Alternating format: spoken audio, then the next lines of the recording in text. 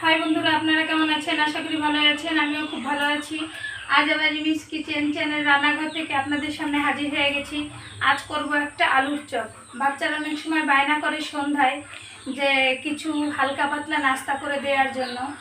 আর এখন বাজারে সব কিছুর ভিতরে কিছু না কিছু খাবার খারাপ জিনিস দেয়া থাকে। সেগুলো না খেয়ে বাচ্চাদের বাড়িতে তৈরি করে খাওয়াবেন, সেগুলোই বাচ্চাদের শরীরের জন্য ভালো। তাই আমি আজ একটা চপ তৈরি করবো, এটা বাচ্চা বুড়ো সবাই খেতে পারবে। দেখুন, এবার এখানে আছে আলু সেদ্ধ করে নিয়েছি, এখানে কিছু কাঁচা লঙ্কা আর পেঁয়াজ কুচো করে নিয়েছি, আর এখানে আছে শুকনো মরিচ, জিরে, ধনিয়া ভেজে খোলা আমি গুঁড়ো করে নিয়েছি। এখানে আছে কালো জিরে, এখানে আছে চালের গুঁড়ো। এটা দিয়ে দেখুন আমি এবার কীভাবে চপটা তৈরি করি।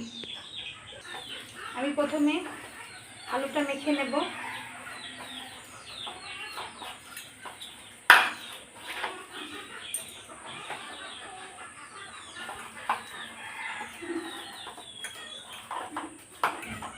এবার দিয়ে দেব পেঁয়াজ আর কাঁচা লঙ্কা কুচানোগুলো।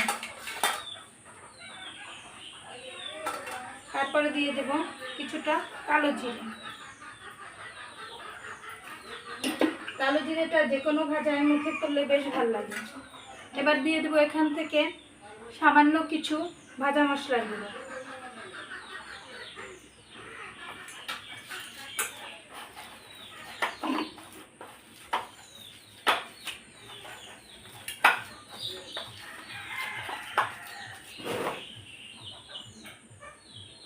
এবার দিয়ে দেবো পরিমাণ মতো লবণ।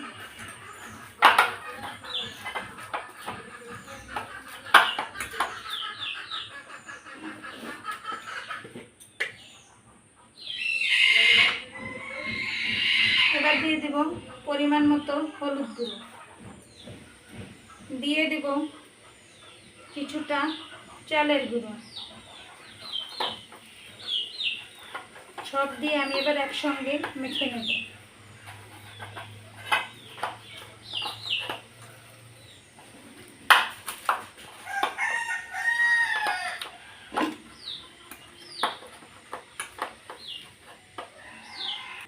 আমি এভাবে করে করে কিছুটা চপ এভাবে করে করে করে নেব। দেখুন, আমি কড়াইতে তেলটা বসিয়ে দিয়েছি, তেলটা গরম হয়ে গেছে।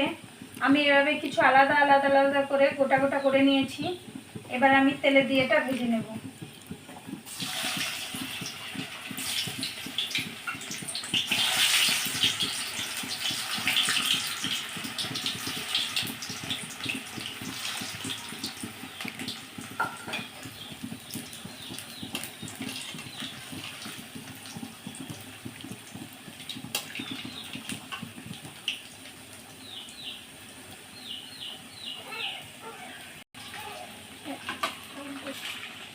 এক পিঠ ভাজা হয়ে গেছে, হালকা আমি উল্টে দেবো আরেক পিঠ। দেখুন, আমার আলুর চপটা রেডি হয়ে গেছে। আপনারা এভাবে করে খাবেন, আশা করি আপনাদের ভালো লাগবে। যদি ভালো লেগে থাকে তবে আমাকে লাইক কমেন্ট করে জানাবেন, আর রিমিস কিচেন চ্যানেলটা শেয়ার করে আমার সঙ্গেই থাকুন। ধন্যবাদ সবাইকে।